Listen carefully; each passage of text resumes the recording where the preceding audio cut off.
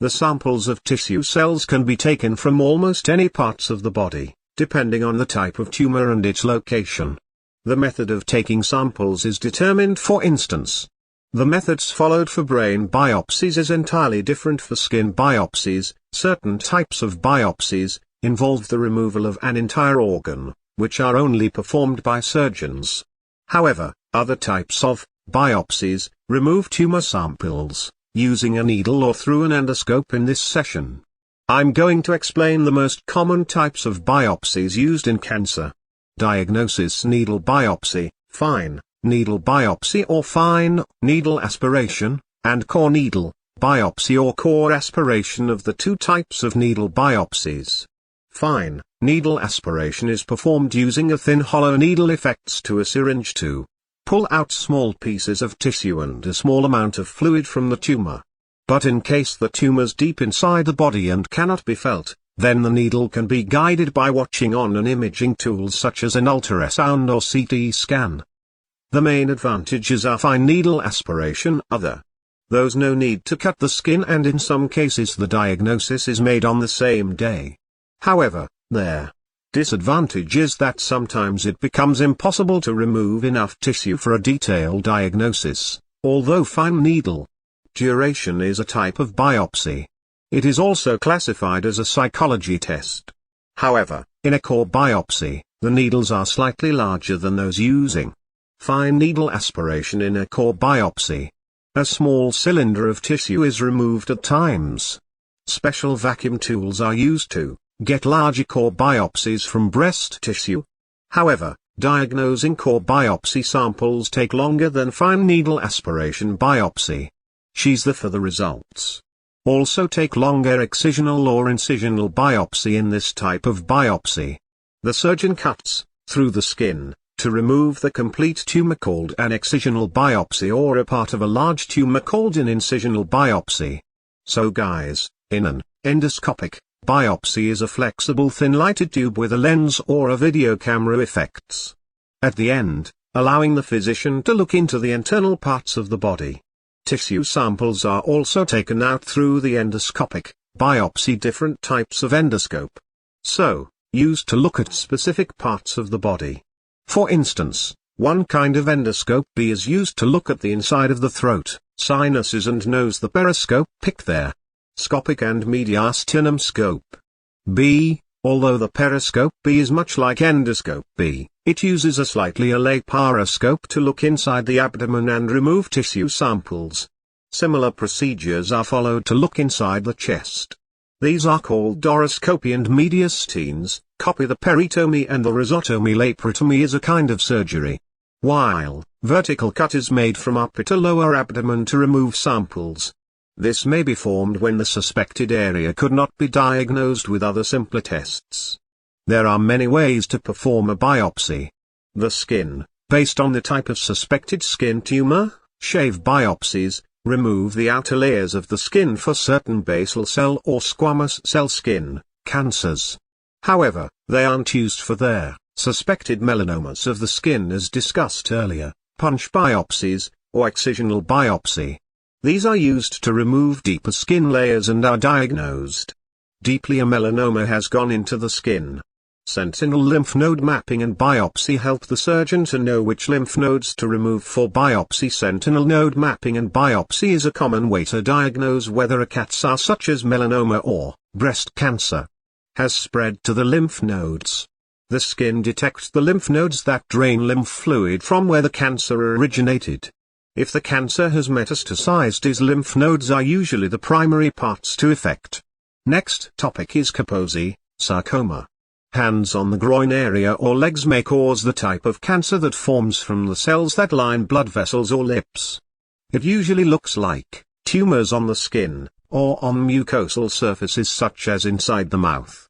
However, Kaposi sarcoma tumors can also develop in other parts such as in the lymph nodes, digestive tract, or the lungs. The abnormal cells of Kaposi's sarcoma form red, purple, or brown tumors or blotches on the skin. These affected is unknown as lesions. Often the skin lesions of Kaposi sarcoma appear on the face or legs. However, Usually they cause no symptoms. Certain lesions and the groin area or legs may cause a painful swelling on the legs and feet. Kaposi sarcoma can cause severe problems or even become life-threatening when the lesions are in the digestive tract, liver or lungs.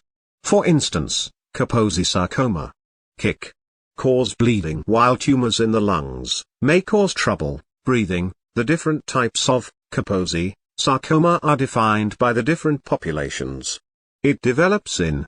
However, the changes within the Kaposi sarcoma cells are very similar. Epidemic Kaposi sarcoma, or AIDS-related Kaposi sarcoma. The most common type of Kaposi sarcoma in the US is epidemic or AIDS-related Kaposi sarcoma. This type of Kaposi sarcoma develops some you are infected with HIV. However, an HIV-infected person does not necessarily have AIDS. The virus may be present in the body for a long time, often many years before causing any illness. The disease called AIDS outbreaks when the virus completely damages the immune system, resulting in certain types of infections or other medical complications, including Kaposi sarcoma. When HIV damages the immune system, patients infected with a certain virus are more likely to develop Kaposi sarcoma. Kaposi sarcoma is considered an AIDS-defining illness. That is, when Kaposi sarcoma occurs in the patient infected with HIV, that patient officially has AIDS. In the US, treating HIV infection with highly active antiretroviral therapy has resulted in fewer cases of epidemic Kaposi sarcoma, yet certain patients develop its of Kaposi sarcoma in the first few months of highly active antiretroviral therapy. For HIV patients, highly active antiretroviral therapy can often progress the Kaposi sarcoma development. However, Kaposi sarcoma can occur in people whose HIV is well under control with highly active antiretroviral therapy. Once Kaposi sarcoma develops, it is still essential to continue highly active antiretroviral therapy in the regions where highly active antiretroviral therapy is not accessible. Kaposi sarcoma in AIDS patients can advance quickly. Classic or Mediterranean Kaposi sarcoma occurs mainly in older people of Mediterranean, Middle Eastern, and Eastern European heritage. Classic Kaposi sarcoma is more common in men than in women. Patients have one or more lesions on their ankles, legs, or the soles of the feet. Compared to other types of Kaposi sarcoma, the lesions and classic Kaposi sarcoma do not grow quickly, and new lesions do not form as often. Immune system of patients with classic Kaposi sarcoma is not as weak as it is in those who have epidemic Kaposi sarcoma, but it may become weaker than normal. When this occurs, people who already have a Kaposi sarcoma associated herpes virus infection are more likely to develop Kaposi sarcoma. Endemic Kaposi sarcoma, or African Kaposi sarcoma. Endemic Kaposi sarcoma occurs, and people in equatorial Africa, Kaposi sarcoma associated herpes virus infection is very common in Africa. Therefore the risk of Kaposi sarcoma, very high. Probably, there are other factors in this region that weaken the immune system, such as malnutrition, malaria, and other chronic infections, which may also contribute to the development of Kaposi sarcoma and damage. Kaposi sarcoma and cousin younger people under 40, rarely an aggressive form of endemic Kaposi sarcoma is seen in children before puberty. This type of Kaposi sarcoma usually affects the lymph nodes and other organs and can progress quickly. Latogenic Kaposi sarcoma or transplant-related Kaposi sarcoma. When Kaposi sarcoma develops in patients whose immune systems have been damaged, and after an organ transplant, it is known as iatrogenic Kaposi sarcoma or transplanted-related Kaposi sarcoma. Most transplant patients should take drugs to keep their immune system from rejecting the new organ. But by weakening the immune system of the body, these drugs increase the chance that patients infected with the herpes virus will develop Kaposi sarcoma. Discontinuing such immunosuppressive drugs or lowering the dose of